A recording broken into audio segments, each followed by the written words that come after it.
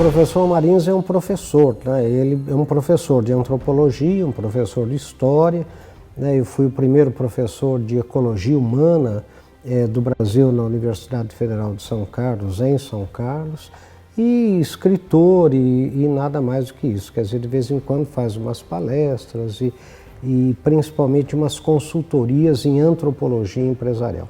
Mas basicamente eu sou professor. Olha, eu sempre quis estudar o ser humano, né? E antropologia é o estudo do ser humano, né? Anthropos é ser humano, logos é estudo, conhecimento. Eu fiz contabilidade no começo, depois fiz história e até o 5º ano direito, né?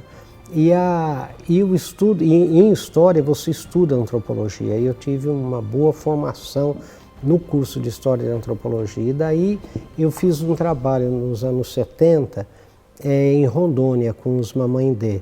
E depois eu fui fazer o meu doutorado, depois que terminei, em antropologia na Austrália. Eu fui fazer uma pós-graduação na Austrália e estudei os aborígenes australianos de uma ilha, depois que termina a Austrália, perto do Timor-Leste, perto da Indonésia, tem 2 ilhas, Bathurst Island e Melville Island. Eu morei na ilha de Bathurst um tempo, e também estudei o Sudeste Asiático, etnografia do Sudeste Asiático, porque o meu orientador era professor de etnografia do Sudeste Asiático. Então eu estudei não só a Indonésia, aquelas ilhas todas da Indonésia, como da Malásia também. Então foi isso, sempre quis entender como é que funciona o ser humano antes dos vernizes das civilizações, das religiões judaico-cristãs, como é que o ser humano funciona, né? O que é que motiva o ser humano no seu estado mais original. Então, como eu fiz contabilidade, né? Eu cheguei a dar aula em contabilidade e fiz direito também, então eu tinha um conhecimento bom, né, da área empresarial, uma coisa que é muito rara para antropólogo, porque antropólogo geralmente faz ciências sociais, né? E vai por essa área. Então eu vi que a metodologia da antropologia, que é a observação participante, que é você entender a cultura, né, de um grupo, de uma sociedade simples, também serviria para você estudar a empresa, né, porque a cultura é o conjunto, né, para simplificar, das tradições, necessidades e aspirações de um grupo humano, né? Então, o passado, o presente e o futuro. E essa metodologia para estudar empresas seria muito útil.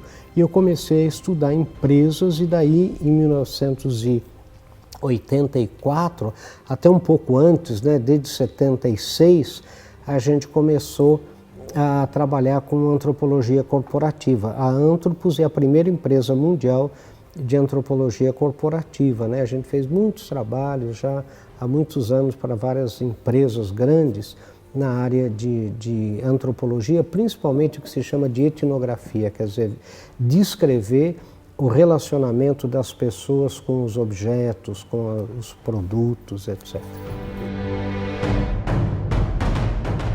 O homem sempre foi muito competitivo, né? A vida do homem é competir para a sobrevivência, né? E proteger os seus, né? Proteger o seu clã, a sua linhagem, a sua família. E o homem sempre competiu, né? E o mercado, ele existe para isso mesmo, quer dizer, é justamente a competição que faz o crescimento do mercado, que faz o desenvolvimento científico e tecnológico, que faz com que as coisas aconteçam, né? Se você não tivesse essa ambição positiva que faz parte do ser humano, né, você entraria numa mesmice constante, né, numa acomodação muito forte, e isso é que faz o ser humano um ser diferente. A inovação, a criatividade, ela ocorre a partir desse desejo de crescer, de vencer o outro, né? Mas sempre, quando esse vencer o outro é muito negativo, né, eu quero acabar com o outro, tem um lado negativo, mas quando eu quero vencer o outro para mostrar que eu sou capaz, mostrar que é possível, né, é muito positivo. E isso faz a grande diferença do ser humano.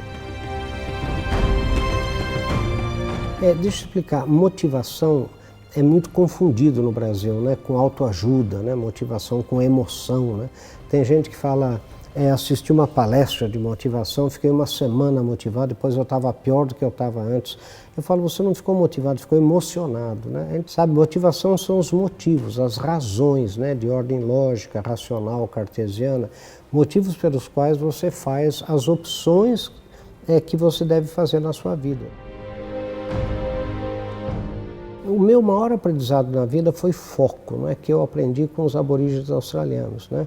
Que eu aprendi na caçada primitiva, que você tem sempre foco, você sabe exatamente o que você vai caçar, você está com as armas, vamos chamar assim, né, bumerangues, lanças, se for no caso brasileiro, arco e flecha, como tem, né, próprios para aquele tipo de caçada, né, e você se prepara, faz uma dança antes, você estuda o animal antes, né, para ir para a caçada. Então a maior lição que eu sempre tive, tanto como professor como quanto antropólogo, é foco, né? O que mata uma empresa, uma pessoa, não é falta de missão. A missão de uma empresa é muito parecida, dar retorno para o acionista, produto de qualidade, serviço de qualidade, respeitar o meio ambiente. Enfim, o que falta é foco, né? Um puxa para cá, um puxa para lá, e as pessoas se perdem muito pela falta de foco. Sabe, o líder, ele só é capaz de ser líder se ele ouvir muito, se ele estudar os seus liderados, né? O Eisenhower, que foi general da Segunda Guerra, né? Foi presidente dos Estados Unidos, ele dizia assim, líder é aquele que consegue fazer com que as pessoas façam o que mais querem fazer. Agora, parece uma definição louca, mas é que o líder ele tem que conhecer cada um dos seus liderados de tal maneira, com tal profundidade, que ele vai reconhecer quais são os pontos fortes e frágeis daquela pessoa. Quer dizer, como todos nós somos um cálice de vinho com meio vinho, né? Metade vazio, metade cheio. Tem coisas que a gente faz muito bem e tem coisas que a gente faz muito mal, né? Então, a hora que eu sei quais são os pontos fortes dos meus liderados, eu vou trabalhar os pontos fortes, né? Eu vou reforçar os pontos fortes e tornar os fracos, tão fracos que eles morram de fraqueza.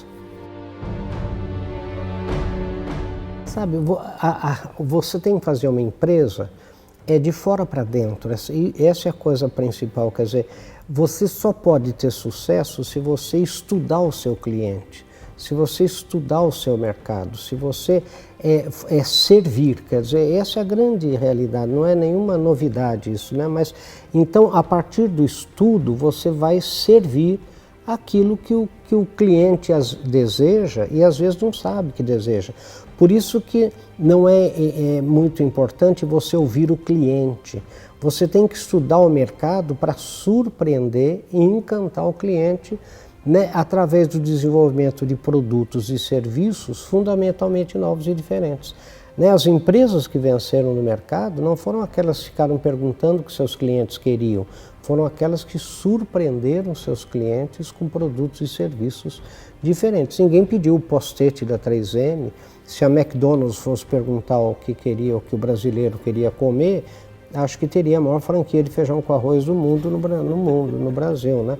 Não é verdade? Ninguém pediu Windows para a Microsoft, quer dizer, as grandes inovações, os grandes produtos não foram perguntados, foram estudando o mercado. A única herança de um professor são os seus alunos, né?